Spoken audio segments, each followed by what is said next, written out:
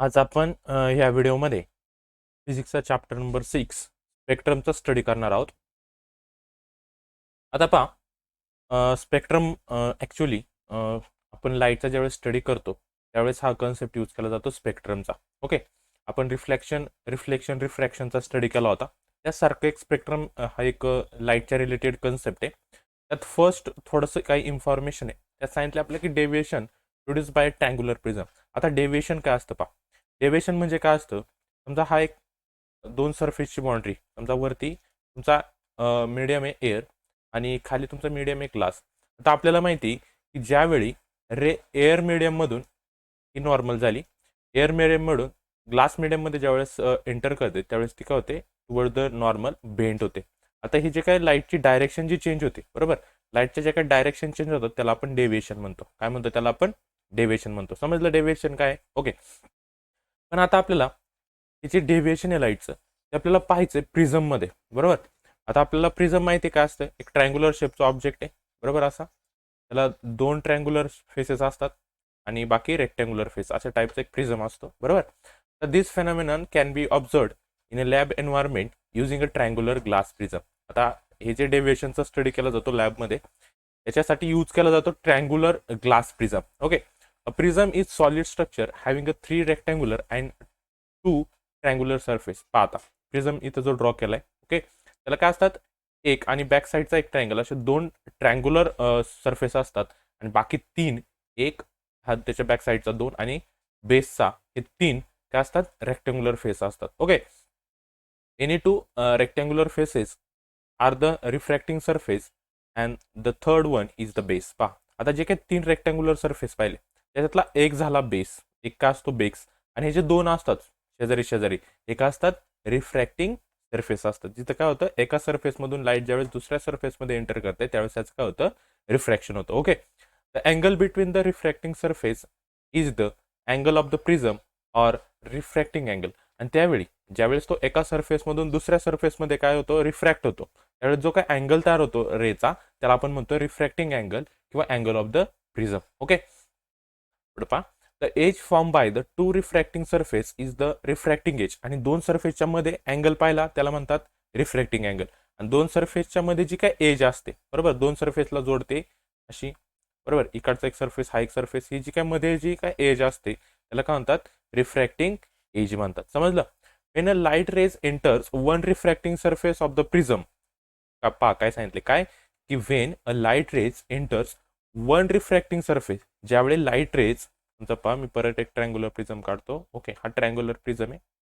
ज्यावेळेस लाईट ह्या सरफेसमध्ये एंटर होते, बरोबर, it bends toward the normal. ती काय होते, नॉर्मलच्या बाजूला बेंड होते. आपण डायग्राम पाहिलेली, समजा ही काय दोन्ही सरफेसची एज आहे. खालच्या साईडला एक सरफेस आहे 1 आणि वरच्या साईडला एक सरफेस आहे 2. ज्यावेळेस पहा लाईट काय होते, एका सरफेसमधून आली, बरोबर, इथं असणार आहे त्या सरफेसची नॉर्मल, त्यावेळेस काय होते, ती टुवर्ड द बेंड होते, नॉर्मलच्या बाजूला काय होते, ती बेंड होते. समजलं. अँड व्हेन इट एमर्ज, आता पहा रिफ्रॅक्शन म्हणजे एका सरफेसमधून दुसऱ्या सरफेसमध्ये आली, बरोबर. समजा हा 2 नंबरचा सरफेस आहे आणि हा 1 नंबरचा, हा फर्स्ट आणि हा सेकंड. त्यावेळेस एका सरफेसमधून दुसऱ्या सरफेस मध्ये येते त्यावेळेस त्याला आपण रिफ्रॅक्टिंग म्हणतो. आणि ज्यावेळेस दुसऱ्या सरफेसमधून परत ती काय होते, बाहेर जाते, इथं नॉर्मल असेल, ती काय होते, अवे फ्रॉम नॉर्मल जाते, त्याला इमर्ज म्हणतात. काय म्हणतात त्याला, इमर्ज. एंटर होणे रिफ्रॅक्टिंग आणि बाहेर जाणे परत त्याला इमर्ज म्हणतात. Emerge out of the refracting surface is bend away from the normal. पण त्यावेळेस काय होते, ती नॉर्मल पासून बाजूला बेंड होते. समजलं. आता the angle between the incident ray and emergent ray. आता इथं दोन अँगल तयार झाले पहा. इथे एक अँगल आहे, ओके, इथे एक अँगल तयार झाला आपला आय, कोणता, इथं नाही, 2 मिनिट, ही डायग्राम तुम्हाला परत ड्रॉ करून दाखवतो. हा काय सांगितलं होतं मी की ही सरफेस जी आहे, जी हे फर्स्ट मिडियम, हे सेकंड मिडियम आहे. फर्स्ट मिडियम मधून लाईट काय झाली, एंटर झाली, ही झाली त्याची नॉर्मल. आणि इथून काय होणार आहे, ही बेंड्स टुवर्ड द नॉर्मल होणार आहे. आणि ज्यावेळेस सेकंड सरफेसमधून परत इथं यायची दुसरी नॉर्मल, सेकंड सरफेसमधून तिसऱ्या सेकंड सरफेसमधून बाहेर जाते, इमर्ज होते, त्यावेळेस ती अवे फ्रॉम काय जाते, नॉर्मल जाते.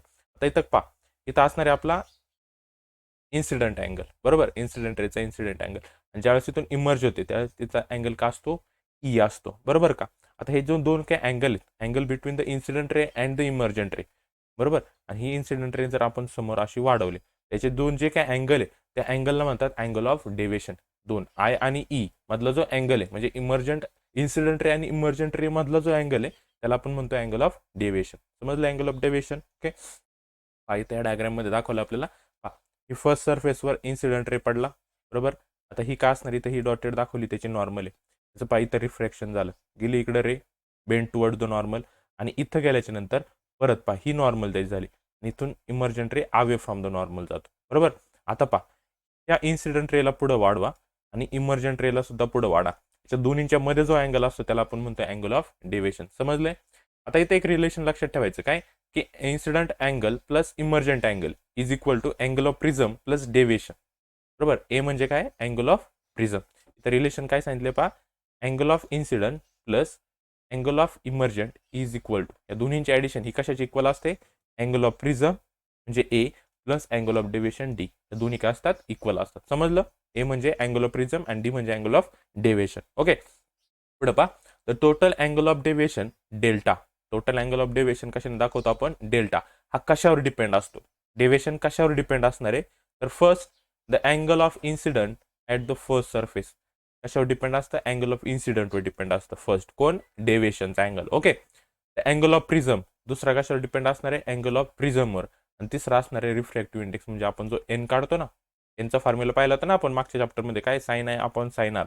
हा जो रिफ्रॅक्टिव्ह इंडेक्स आहे त्याच्यावर सुद्धा काय असतं अँगल ऑफ डेव्हिएशन डिपेंड असतो. मग विचारलं तर लक्षात ठेवायचे कोणते तीन आहेत तर फर्स्ट आहे इन्सिडेंट अँगल, दुसरा आहे अँगल ऑफ प्रिझम आणि तिसरा आहे refractive index of the material of the prism म्हणजे ज्या मटेरियल पासून तो प्रिझम बनलाय त्या मटेरियलचा रिफ्रॅक्टिव्ह इंडेक्स. या तीन गोष्टींवर अँगल ऑफ डेव्हिएशन डिपेंड असतो. समजलं. पाहता आता dependence of deviation on colour of light. आता हे जे आता पाहिले आपण तीन तर ते सोडून चौथा की कलर ऑफ लाईटवर कसं डेव्हिएशन डिपेंड असतं ते पहा. ओके, तर त्यात सांगितलं आपल्याला की the refractive index of the material of prism increases. काय सांगितलंय refractive index of the material of prism is increases. कधी इन्क्रीज होते with decreasing wavelength of light. लक्षात ठेवा वेवलेंथ ऑफ लाईट आपण लॅम्बडाने दाखवलं की लॅम्बडा जर डिक्रीज असेल म्हणजे कमी असेल त्यावेळेस आपला रिफ्रॅक्टिव्ह इंडेक्स हा जास्त असतो म्हणजे इनव्हर्सली प्रोपोर्शनल. लक्षात ठेवायचं. समजले. पुढचा hence the deviation causes by the prism also increases with decreasing wavelength of light. जर रिफ्रॅक्टिव्ह इंडेक्स वाढला आणि हा रिफ्रॅक्टिव्ह इंडेक्स कशावर डिपेंड आहे डेव्हिएशनवर डिपेंड आहे. मग अजून एक काय भेटेल ज्यावेळेस आपली वेवलेंथ ऑफ लाईट डिक्रीज होते त्यावेळेस आपला डेव्हिएशन काय होतो इन्क्रीज होतो. समजलं हे दुसरं रिलेशन. ओके, हे लक्षात ठेवायचं. इन व्हिजिबल लाईट म्हणजे आपल्या डोळ्यांना ज्या लाईट दिसतात कोणकोणत्या जे 7 कलर आहेत रेनबोचे ते व्हिजिबल लाईटमध्ये येतात बरोबर. मग त्यातलं सगळ्यात कमी जी वेवलेंथ असते ती असते व्हायलेट कलरची, सगळ्यात जास्त जी वेवलेंथ असते ती रेड कलरची बरोबर.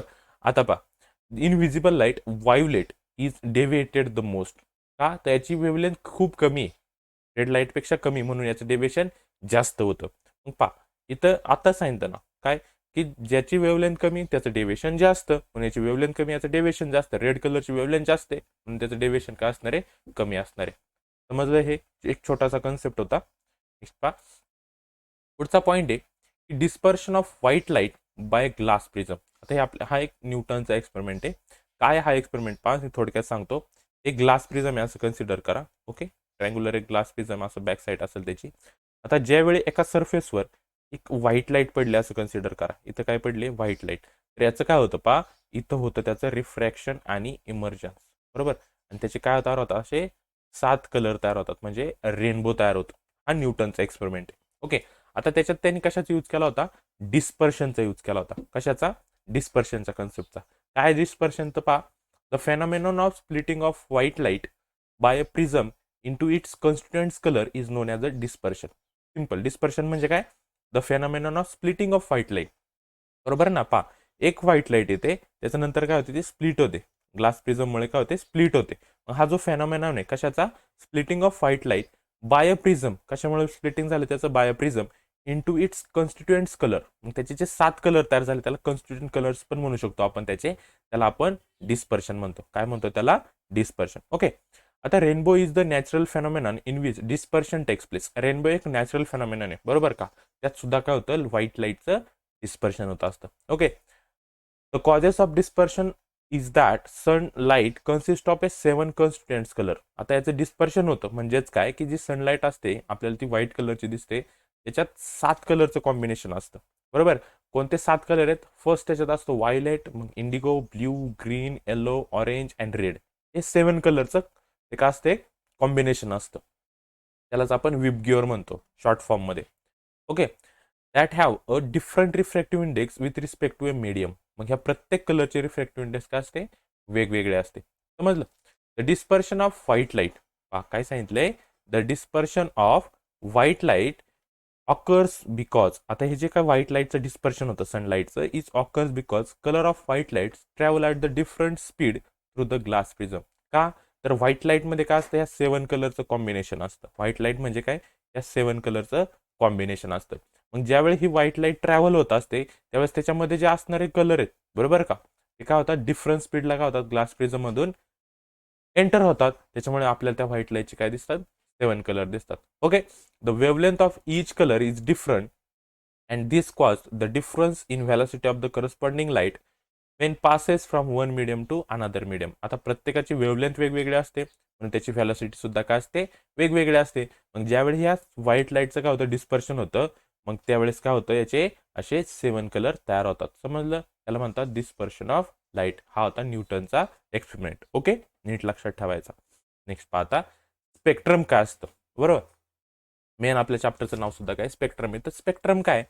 Band of colour. आता हे जे 7 कलर पाहिले आपण, आता ह्या 7 कलरला जर एकत्र केलं तर त्याला आपण काय म्हणतो? बँड ऑफ कलर म्हणतो. याच्यात असे 7 कलर असे कन्सिडर करा विबग्युअरचे. बरोबर. हे जे 7 कलर आहेत याला आपण बँड ऑफ कलर्स म्हणू शकतो. ऑप्टेन ऑन अ स्क्रीन, जे आपल्याला कलर दिसतात on passing white light through a prism. कधी दिसतात हे? ज्यावेळेस व्हाईट लाईट प्रिझम मधून पास होते त्यावेळेस आपल्याला हे 7 कलर दिसतात. त्याला आपण स्पेक्ट्रम म्हणतो. काय म्हणतो त्याला आपण? Spectrum. Okay. The prism had split the incident white light into a band of colour. ही जी काय व्हाईट लाईट आहे ती काय तयार करते? बँड ऑफ कलर्स तयार करते. 7 कलर. ते कोणते 7 कलर ते आपण आधीच पाहिलं. कोणते? Violet, indigo, blue, green, yellow, orange आणि रेड. रेड. ओके. याचा शॉर्ट फॉर्म काय लक्षात ठेवायचा? VIBGYOR. बरोबर. हा याचा शॉर्ट फॉर्म आहे. व्ही म्हणजे व्हायलेट, आय म्हणजे इंडिगो, ब्ल्यू म्हणजे बी म्हणजे ब्ल्यू, जी म्हणजे ग्रीन, वाय म्हणजे yellow, O orange, R red. VIBGYOR. Okay. The band of the coloured components of light beam is called as the spectrum. आणि ह्या सगळ्या कलरचा जो एक बँड तयार होतो एकत्र त्यालाच आपण काय म्हणतो? स्पेक्ट्रम म्हणतो. समजलं स्पेक्ट्रम काय? ओके. नेक्स्ट पहा कॉजेस ऑफ डिस्पर्शन. आता हे आपण पाहिलं डिस्पर्शन झालेलं आहे व्हाईट लाईट, पण हे का होतं? The dispersion of white light into its constituents colour takes place at the first surface of the prism. त्यावेळी प्रिझममध्ये लाईट काय होते? एंटर होते फर्स्ट सरफेसवर. पाहिलं ज्यावेळेस इथं अशी व्हाईट लाईट एंटर होते फर्स्ट सरफेस पासूनच त्याचे काय होते? स्प्लिटिंग व्हायला सुरुवात होते. समजलं? The causes of dispersion is the change in speed of light with a wavelength. का होतं याचं डिस्पर्शन? जी व्हाईट लाईट आहे त्या व्हाईट लाईटमध्ये जे 7 कलर 7 टाईपच्या लाईट कलरच्या लाईट असतात त्या प्रत्येकाचं काय असतं? वेवलेंथ ही वेगवेगळी असते. जसे मगाशी सांगितलं व्हायलेट लाईटची किती आहे? 4000. बरोबर. आणि रेड लाईटची किती आहे? 8000 आहे. बाकी सगळ्या ज्या 5 लाईट आहे ह्या दोन्हींच्या मध्ये येतात. म्हणजे प्रत्येकाची वेवलेंथ काय असते? वेगवेगळे असते. त्याची वेवलेंथ वेगळी, त्याचं स्पीड ऑफ लाईट सुद्धा काय असतं? वेगवेगळं असतं. म्हणून तिथं काय होतं? डिस्पर्शन होतं. समजलं? On the second surface of the prism. आता हे झालं फर्स्ट सरफेसवर. सेकंड सरफेसवर काय होतं? फक्त काय होतं? रिफ्रॅक्शन होतं. काय होतं त्याचं? रिफ्रॅक्शन होतं. Okay. Prism itself produce no colour. Prism स्वतः कलर तयार करत नाही. The colour of the spectrum of white light combine to reproduce white light. पहा आता इथं सिम्पल आहे. 2 प्रिझम आहे. बरं. पहिल्या प्रिझम लाईट पडली हे 7 कलर तयार झाली. परत हे 7 कलर जर आपण दुसऱ्या प्रिझमच्या सरफेसवर घेतले तर त्याच्यापासून परत आपण काय तयार करू शकतो? व्हायलेट तयार करू लाईट आपलं काय व्हाईट लाईट तयार करू शकतो. 2 प्रिझम ज्यावेळेस आपण कंबाईन करतो त्यावेळेस आपण 7 कलरचे परत व्हाईट लाईट त्याची तयार करू शकतो. समजले? समजले कॉजेस ऑफ डिस्पर्शन काय असतं? वेवलेंथमुळे डिस्पर्शन होतं किंवा जे सरफेस असतं पहिल्या सरफेसवर काय होतं? प्रिझमच्या डिस्पर्शन होतं आणि दुसऱ्या सरफेसवर रिफ्रॅक्शन होतं. लक्षात ठेवायचं. ओके. नेक्स्ट पाहता पुढचा आहे. इथे दिले आपल्याला की ascending order with respect to their frequency आणि वेवलेंथ. हे सिंपल आहे. असेंडिंग ऑर्डर जर पाहिली फ्रिक्वेन्सीनुसार तर की पहिली जी आपण इथं लिहिले की डिसेंडिंग ऑर्डर आहे. फर्स्ट ही डिसेंडिंग ऑर्डर आहे आणि सेकंड ही असेंडिंग ऑर्डर आहे. असेंडिंग आणि डिसेंडिंग. फर्स्ट कोणते डिसेंडिंग. मग त्याच्यात red, orange, yellow, green, blue, Indigo, violet. Red कलरची वेवलेंथ सगळ्यात जास्त असते आणि लास्टला जो व्हायलेट आहे त्याची वेवलेंथ सगळ्यात कमी असते. ही झाली आपली फर्स्ट झाली डिसेंडिंग ऑर्डर. सेकंड आहे आपली असेंडिंग ऑर्डर. इथे करेक्शन आहे, हे काय आहे डिसेंडिंग ऑर्डर. असेंडिंग ऑर्डर म्हणजे कोणती? Violet, indigo, blue, green, yellow, orange, red same as VIBGYOR. हे सिंपल कन्सेप्ट आहे, हा लक्षात ठेवायचा. ओके, नेक्स्ट पाहता. आता या चॅप्टर मधला सेकंड पॉईंट आहे की electromagnetic spectrum and its band broad classification. बरोबर. आता इलेक्ट्रोमॅग्नेटिक स्पेक्ट्रम आपण पाहिलाय, 7 कलर पाहिले. आता याच्यात वेगवेगळ्या टाईपच्या वेव्ज असतात. का असतात? वेव्ज असतात. त्याला आपण आता काय पाहिजे आपल्याला त्यासाठी इलेक्ट्रोमॅग्नेटिक स्पेक्ट्रम काय असतो. ओके, आता पहा. The wave travel with the velocity of light. बरोबर. ह्या ज्या लाईट वेव्ज असतात किंवा बाकीच्या वेव्ज असतील हे काय होतात?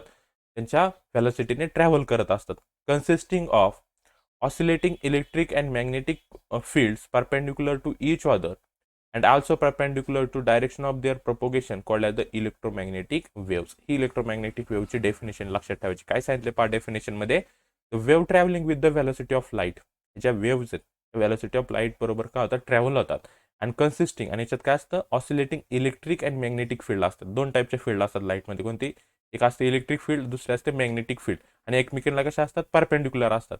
And also perpendicular to direction of their propagation. Propagation म्हणजे ट्रॅव्हल होण्याची डायरेक्शन. त्याला सुद्धा काय असतात? त्या परपेंडिक्युलर असतात. त्याला म्हणतो आपण इलेक्ट्रोमॅग्नेटिक वेव्ह. समजलं? आता the arrangement of electromagnetic waves आणि ह्या जे इलेक्ट्रोमॅग्नेटिक वेव्हचं जे अरेंजमेंट असतं in accordance with their increasing or decreasing order. काय यांचं अरेंजमेंट पण कसं? त्यांच्या ऑर्डरनुसार इन्क्रीजिंग किंवा डिक्रीजिंग ऑर्डरनुसार जे आपण अरेंजमेंट करतो. आणि इन्क्रीजिंग डिक्रीजिंग ऑर्डर कशावरची असते? तर फ्रिक्वेन्सी किंवा वेव्हलेंथची असते. बरोबर. त्याची जर अरेंज केलं आपण त्याला तर त्याला म्हणतो आपण इलेक्ट्रोमॅग्नेटिक स्पेक्ट्रम. बरोबर. ह्या सगळ्या ज्या इलेक्ट्रोमॅग्नेटिक वेव्हज आहे त्याला काय केलं आपण? त्यांच्या वेव्हलेंथ किंवा फ्रिक्वेन्सीनुसार काय केलं? अरेंज केलं. तर त्याला म्हणतो आपण इलेक्ट्रोमॅग्नेटिक स्पेक्ट्रम. समजलं? The electromagnetic spectrum broadly contains 7 different types of electromagnetic waves. याच्यात पण 7 टाईपच्या काय असतात? वेगवेगळ्या इलेक्ट्रोमॅग्नेटिक वेव्स असतात. कोणत्या आहेत? त्यात असतं gamma rays, x rays, ultraviolet rays, visible light, infrared waves, microwaves and the radio waves. आता यात जर आपण पाहिलं तर यातले आपल्याला फक्त ही जी व्हिजिबल लाईटमध्ये जेवढा पोर्शन येतो तेवढाच आपल्या डोळ्यांना दिसतो. बाकी ह्या ज्या 6 राहिल्यात कोणता? Gamma, x rays, ultraviolet rays, infrared, microwaves, radio waves हे आपल्या डोळ्यांना दिसत नाही. पण हा जो मधला पॅटर्न त्याला व्हिजिबल लाईट म्हणतात. काय म्हणतात त्याला? Visible light. समजलं? The below diagram shows the spectrum which consist of all types of the electromagnetic radiation that exist in our universe. इथं स्पेक्ट्रम हे असं स्पेक्ट्रम काय केला जातो? ड्रॉ केला जातो. पहा हा मधला जो पोर्शन आहे हा व्हिजिबल लाईटचा आहे. याच्यात आपल्याला 7 कलर दिसतात लाईटचे. बाकी हा फर्स्ट आहे गॅमा, सेकंड आहे एक्स रेज, त्याच्यानंतर अल्ट्राव्हायलेट, मग infrared, microwave, radio waves. Okay, आणि इथं त्यांची वेवलेंथ दिली. पहा गॅमा रेजची इथं आता खूप जवळ जवळ दिसते ना, म्हणजे याची वेवलेंथ खूप जास्त आहे किंवा फ्रिक्वेन्सी खूप जास्त आहे. ही फ्रिक्वेन्सी काय होत जाते? कमी कमी होत जाते. यातला जो मिडलचा पोर्शन आहे तोच आपल्याला काय होतो? फक्त दिसत असतो. समजलं? नेक्स्ट पाहता इनविजिबल पॅटर्न. ओके, विजिबल पॅटर्नमध्ये आपण कलरवाले पाहिले. आता इनविजिबल स्पेक्ट्रम काय? तर electromagnetic waves can be classify and arrange according to their various wavelength or frequencies. This classification is known as the electromagnetic spectrum. तो आता आपण स्टडी केला इलेक्ट्रोमॅग्नेटिक स्पेक्ट्रम. त्या इलेक्ट्रोमॅग्नेटिक स्पेक्ट्रमचे काही पार्ट दिलेत. The part of spectrum except red and violet ends is called the invisible pattern. कोणता invisible pattern आहे? हा जो मध्ये सोडला व्हायलेट लाईटचा एंड आणि रेड लाईटचा एंड हा जर सोडला तर बाकीचा इकडं आणि इकडं जो राहिला त्याला आपण इनविजिबल पॅटर्न म्हणतो. समजलं? The portion of the spectrum beyond the red is called the infrared spectrum. रेडच्या बाजूला जो इकडं आहे त्याला म्हणतात इन्फ्रारेड स्पेक्ट्रम. ओके, आणि व्हायलेट लाईटच्या बाजूला जो दिला आपला बरोबर the portion of the spectrum before violet, violet लाईटच्या आधी जो आहे त्याला अल्ट्राव्हायलेट स्पेक्ट्रम म्हणतात. पहा दोन याचे परत भाग केले. व्हायलेट लाईटच्या लेफ्ट साईडला त्याला म्हणतात अल्ट्रा व्हायलेट स्पेक्ट्रम आणि रेड लाईटच्या राईटला असतो त्याला म्हणतो आपण इन्फ्रारेड स्पेक्ट्रम. समजलं? हे 3 स्पेक्ट्रमचे भाग आहेत. कोणते? फर्स्ट आहे आपला व्हिजिबल स्पेक्ट्रम. व्हिजिबल स्पेक्ट्रमच्या लेफ्ट साईडला म्हणजे व्हायलेट लाईटच्या आधी जो येतो त्याला आपण अल्ट्राव्हायलेट स्पेक्ट्रम म्हणतो. आणि रेड लाईट पासून नंतरचा येतो त्याला आपण इन्फ्रारेड स्पेक्ट्रम म्हणतो. समजलंय सिम्पलमध्ये. ओके, आता properties common to all the electromagnetic waves. यांचे काय काय प्रॉपर्टीज पहा. First property, they do not require any material medium for propagation. Propagation म्हणजे ट्रॅव्हल करणे, बरोबर. प्रोपोगेशनचा अर्थ काय होतो? ट्रॅव्हल करणे. त्यांना प्रोपोगेशन करण्यासाठी म्हणजे ट्रॅव्हल करण्यासाठी कोणत्याही मटेरियल मीडियमची गरज पडत नाही इलेक्ट्रोमॅग्नेटिक वेव्सला. ओके. सेकंड आहे, they all travels with the same speed in vacuum. म्हणजे व्हॅक्यूममध्ये ज्यावेळेस ह्या एंटर होतात, जे ट्रॅव्हल करतात तिथं त्या सगळ्या लाईटचं स्पीड काय असतं? सेम असतं. कशाच्या? स्पीड ऑफ लाईट एवढं असतं. स्पीड ऑफ लाईट किती? 3 × 10⁸ मीटर पर सेकंद. ओके, हे सेम स्पीड राहतं त्यांचं व्हॅक्यूममध्ये. नीट लक्षात ठेवायचं, कुठं? व्हॅक्यूममध्ये. They exhibit the properties of reflection and refraction. त्याच्यात दोन प्रॉपर्टीज असतात इलेक्ट्रोमॅग्नेटिक वेव्हच्या. कोणते? एक असते रिफ्लेक्शन आणि दुसरी refraction. Okay, they are not affected by the electric and magnetic field. हे जे इलेक्ट्रोमॅग्नेटिक वेव्ज आहेत त्यांना इलेक्ट्रिक आणि मॅग्नेटिक फील्डचा काही इफेक्ट होत नाही. आणि दे आर ट्रान्सवर्स वेव्स. आणि या सगळ्या कोणत्या असतात? ट्रान्सवर्स वेव्स असतात. समजलं? या 5 प्रॉपर्टी नीट लक्षात ठेवायच्या. फर्स्ट काय लक्षात ठेवायचं की त्यांना प्रोपगेशन होण्यासाठी कोणत्याही मटेरियल मीडियमची गरज नसते. दुसरं सांगायचं, व्हॅक्यूममध्ये सगळ्यांचं स्पीड सेम असतं. आणि किती असतं ते स्पीड? इक्वल टू असतं ते स्पीड ऑफ लाईटच्या. किती? 3 × 10⁸ मीटर पर सेकंद. पुढचा सांगायचा, दे एक्झिबिट द प्रॉपर्टी. त्याच्यात कोणत्या प्रॉपर्टी असतात? तर रिफ्लेक्शन आणि रिफ्रॅक्शन या दोन्ही प्रॉपर्टी असतात. They are not affected by electric and magnetic field. Electric आणि मॅग्नेटिक फील्डचा त्यांच्यावर कोणताही इफेक्ट होत नाही. आणि दे आर ट्रान्सवर्स वेव्स. आणि त्या सगळ्या कशा असतात? ट्रान्सवर्स वेव्स असतात. समजलं? पुढं पहा, आपण आता जो स्पेक्ट्रम स्टडी केला होता इथं आपल्याला डीपमध्ये दिलेला आहे. ओके, इकडं रेड लाईटच्या राईट साईडला पाहिलं तर इकडे इन्क्रीजिंग वेवलेंथ आहे आणि इकडची डिक्रीजिंग वेवलेंथ असते. काय लक्षात ठेवायचं? इकडची जी वेवलेंथ आहे ही कशी असते? कमी असते, लेस असते. आणि इकडची जी वेवलेंथ आहे यांची वेवलेंथ कशी असते? जास्त असते. फ्रिक्वेन्सी जस्ट त्याच्या अपोजिट असते, बरोबर. जिकडे वेवलेंथ कमी तिकडे फ्रिक्वेन्सी जास्त, आणि जिकडे वेवलेंथ जास्त तिकडे फ्रिक्वेन्सी कमी असते. ओके, एवढं लक्षात ठेवायचं. आणि हा आपला व्हिजिबल स्पेक्ट्रम आहे. ओके, पुढे पहा आता मोर अबाउट इलेक्ट्रोमॅग्नेटिक स्पेक्ट्रम. इथं प्रत्येक आपल्याला जे आपण कलर रेस पाहिले होते, गॅमा रेस, त्याचं फ्रिक्वेन्सी दिलेली आहे. त्याच्यानंतर त्याची रेंज दिलेली आहे वेवलेंथची, बरोबर. त्याच्यानंतर डिस्कवरी, कोणी त्याला डिस्कवर केलं ते दिलेले, कशातून शोधलं, सोर्स का होता त्याचा डिस्कवर करण्यासाठी, आणि मेथड ऑफ डिटेक्शन, कसा डिटेक्ट केला जातो, बाय देअर लार्ज पेनिट्रेटिंग पॉवरवरून त्यांना ओळखलं जातं गॅमा रेस. ते मी तर आपल्याला एक्सप्रेसचं पण दिले या टेबलमध्ये दिलेली. एक सिंपल इन्फॉर्मेशन फक्त रीड करून ठेवायची. अल्ट्राव्हायोलेट लाईट व्हिजिबल पॅटर्न आपण पाहिलं होतं. व्हिजिबल पॅटर्नची wavelength 400 angstrom to 800 angstrom. Angstrom पहा, हे वेवलेंथचं युनिट आहे काय? अँगस्ट्रॉंग. ए आणि वरती 0 हे वेवलेंथचं युनिट आहे. अँगस्ट्रॉंग याच्यात वेवलेंथ मेजर केली जाते. ओके, हे लक्षात ठेवायचं नीट. इन्फ्रारेड वेव्स, मायक्रोवेव्स आणि रेडिओ वेव्स आपल्याला 6 टाईपच्या ज्या आपण 7 टाईपच्या ज्या वेव्स पाहिल्या होत्या प्रत्येकाची इन्फॉर्मेशन इथं दिलेली थोडक्यात रीड करून ठेवायची. ओके, त्यानंतर दिले आपल्याला use of the different radiation of electromagnetic spectrum. कुठं कुठं याचा यूज केला जातो. तर फर्स्ट जर पाहिलं आपण गॅमा रेचा यूज कुठं केला जातो, तर it is use in the medical science to kill the cancer cells. कॅन्सरचं डिटेक्शन आणि किल करण्यासाठी गॅमा रेचा यूज केला जातो. त्यानंतर in industry to check welding, ज्या इंडस्ट्रीमध्ये वेल्डिंग केल्या जातात त्या प्रॉपर झाल्यात की नाही ते चेक करण्यासाठी गॅमा रेचा यूज केला जातो. ते म्हणजे एक्सरेचं जर पाहिलं आपण तर एक्सरेचा आपण माहिती आहे दवाखान्यांमध्ये यूज केला जातो for diagnostic purpose like a CT scan in medical science, आणि for studying atomic arrangement in the क्रिस्टल्समध्ये ॲटॉमिक अरेंजमेंटचा स्टडी करण्यासाठी सुद्धा एक्सरेचा यूज केला जातो. त्यानंतर अल्ट्राव्हायोलेटचा यूज कुठं केला जातो तो फॉर स्टरिलायझिंग पर्पज. त्यानंतर for detecting the purity of germs, eggs, ghee etcetera, detect करण्यासाठी किती प्युअर आहे वगैरे. In producing vitamin Dila produce करण्यासाठी in food or plant and animal. तिथं काय त्याचा यूज केला जातो? अल्ट्राव्हायोलेट वेव्हचा यूज केला जातो. समजलं? त्यानंतर जी व्हिजिबल लाईट आहे तिचा यूज होतो फोटोग्राफीमध्ये, बरोबर. आणि to see object around us, आपल्याला जे ऑब्जेक्ट दिसतात आपले कलर, बरोबर का, ह्या कपड्याचा हा कलर, त्या कपड्याचा त्या कलर, ह्या ऑब्जेक्टचा हा कलर, हे कलर कशामुळे दिसतात आपल्याला? त्या व्हिजिबल लाईटमुळे दिसतात. समजलं? त्यानंतर हा जो इन्फ्रारेड वेव्ज आहे याचा यूज केला जातो use for the therapeutic purpose. त्याच्यानंतर use in the photography at night. त्यानंतर use as a signals during war. Infrared वेव्हचे सिग्नल असतात ते. Use in the remote control for television and other gadgets. जो रिमोट असतो टीव्हीचा वगैरे त्याच्यात सुद्धा इन्फ्रारेड वेव्हचा यूज केला जातो. नंतर मायक्रोवेव्स पाहिला तर use for the satellite communication, जे मिलिटरीमध्ये वॉकी टॉकी वगैरे वापरले जातात, त्याच्यात मायक्रोवेव्हज असतात.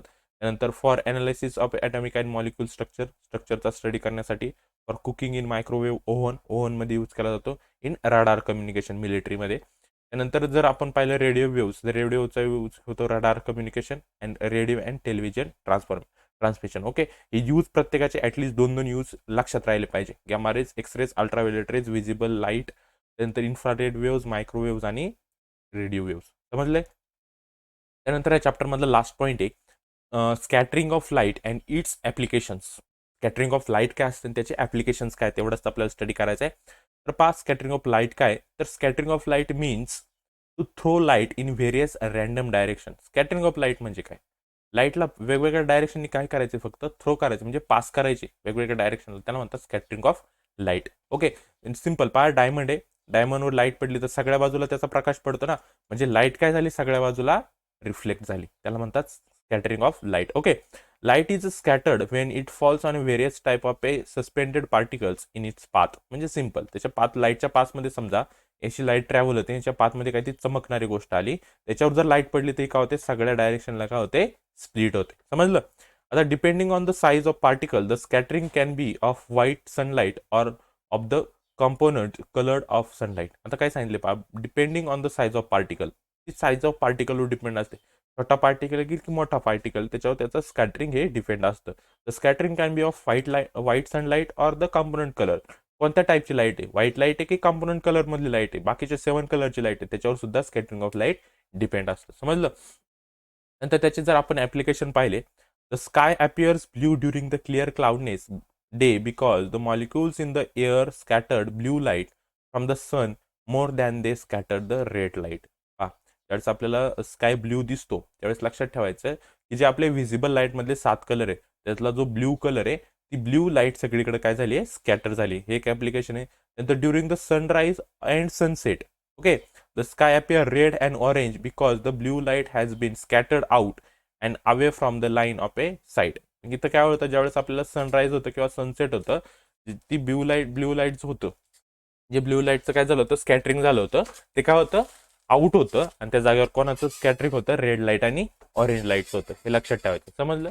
होतं स्कॅटरिंग ऑफ लाईट. ओके, त्यानंतर त्याचेच ॲप्लिकेशन इथं आपल्याला दिले. स्कॅटरिंग ऑफ लाईटचं थोडंसं एक्सप्लेन करून दिले. Light scattering in the form of A scattering in which light in the form of a propagating energy is scattered. Light, scattering of light म्हणजे काय, ज्याचं जे प्रोपोगेशन होत होतं, लाईटचं ट्रॅव्हलिंग होत होतं, त्यावेळेस त्याचं काय झालं, स्कॅटरिंग झालं. नंतर light scattering can be thought of as the deflection of ray from a straight path. आता स्कॅटरिंग म्हणजे काय, हा स्ट्रेट पाथमध्ये लाईट चालली होती, बरोबर, त्याचं इथं काय झालं, स्कॅटरिंग झालं, म्हणजे डिफ्लेक्शन झाले, त्याचे अँगल काय झाले, चेंज झाले. समजलं? Scattering is also the process of absorption and the reemission of a light. Scattering of light काय असू शकतं, ॲब्सॉर्प्शन पण होतं किंवा रिइमिशन म्हणजे पडली तिथून परत स्कॅटर्ड झाली, रिइमिशन म्हणतात. समजलं?